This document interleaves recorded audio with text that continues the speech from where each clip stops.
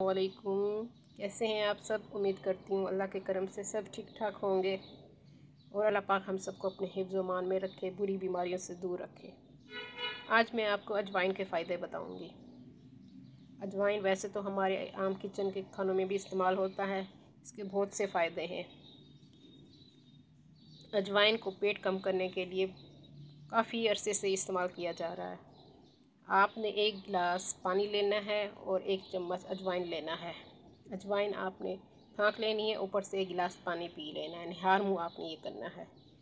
इसके इस्तेमाल से ना सिर्फ आपकी चर्बी कम होगी और आपका हाजमा भी बेहतर होगा। अगर आप चाहें तो इसका अर्क भी बना के पी सकते हैं। उसके लिए आपको चाहिए 1 लीटर पानी। उसको आप उबाल लें। उसमें 1 चम्मच चाय का आपने अजवाइन डाल देनी है। 2-3 मिनट उसको उबाल लें। उसके बाद आप चूल्हा बंद कर दें। जब ठंडा हो जाए तो फिर इसको आप बॉटल में डाल के रख दें और सारा दिन ही पानी पीते रहें।